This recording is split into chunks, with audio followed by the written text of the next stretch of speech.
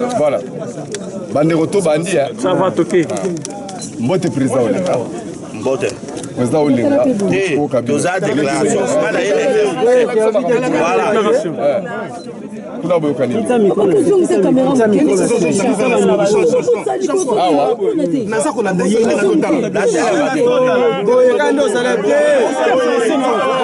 voilà président. Voilà c'est ça.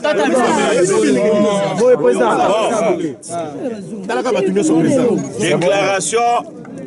Il y a ma politique et maso au Bazali Sima Lilongo Moko Nambula Matadi cathédrale de la résistance Etienne Tshisekedi Wamulum Biso Bas to sali déclaration pour na koyebisa pouvoir ya Kinshasa ete maso oyo biso to salaki ezali oyo ekomami na buku ya l'État oyo baza kobenga constitution.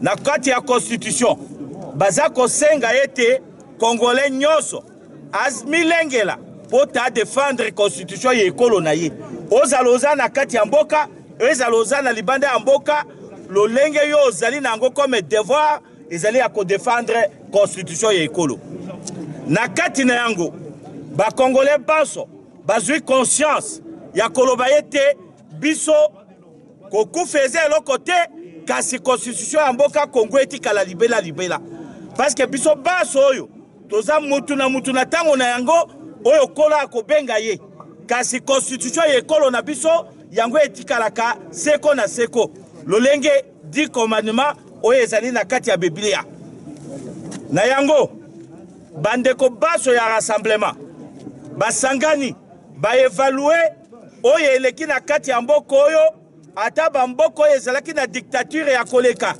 ata tango ye Mobutu azalaki oyo dictature ya Kabila aye po aboma mboka bandeko ya rassemblement balobi ke makile ya bakongole oyo esopani mpo na biso ekosopana lisusu pamba te tokomilengela po te démocratie na respect ya constitution efanda na kati ya mabele na biso bandeko ya rassemblement balobi na peuple ke bobange eloko moko te po peuple oyo aza na conscience ya démocratie ezali peuple oyo azali na avenir na kati ya maboko na ye mpo na bipembe baso oyo bato oyo babomi rassemblement apesi mawa na ye na bafamille nyonso po te alobi na bango tokotikala pembeni na bino tokotika bino te boyeba te lelo te lobi te ma après lobi bato wana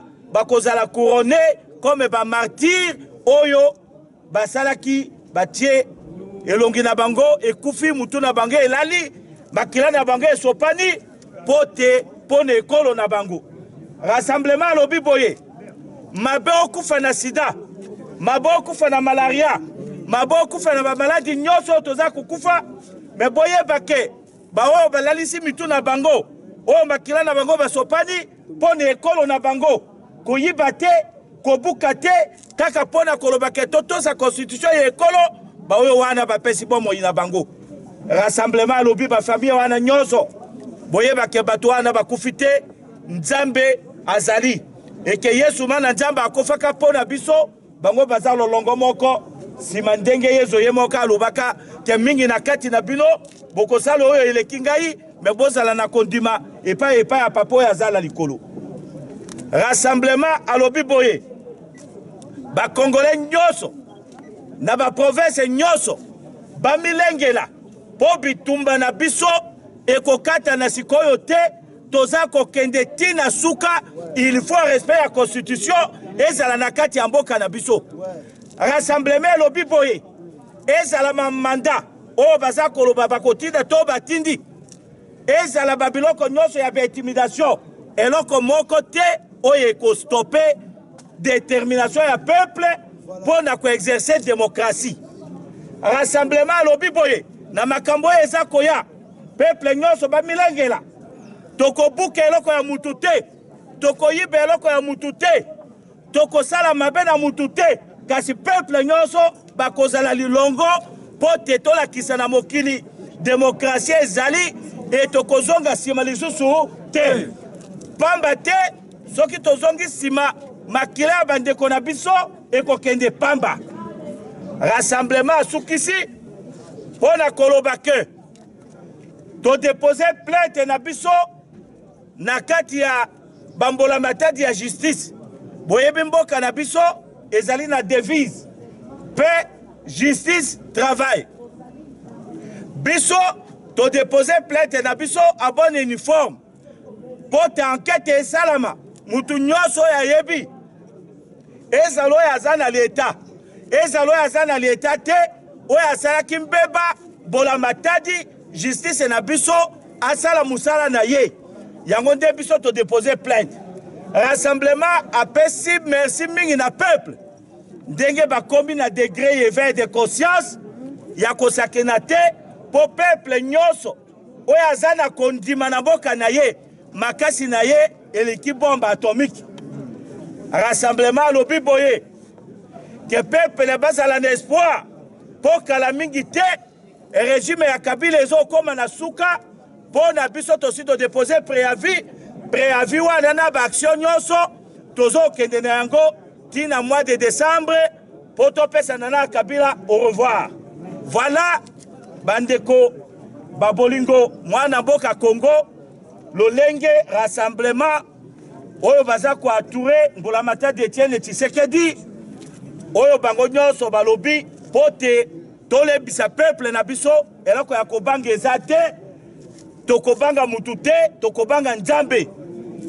Peuple bazala discipliné na baaction eza koya kobuka eloko ya mutu te koyiba te kosala mutu mabe te. Il faut tokende na démocratie tina suka. Voilà oyo rassemblement et autres koloba. Merci. Merci président. Diaspora. Ah oui. 3 jours de la Mossani. C'est la président. 3 jours là, 3 jours.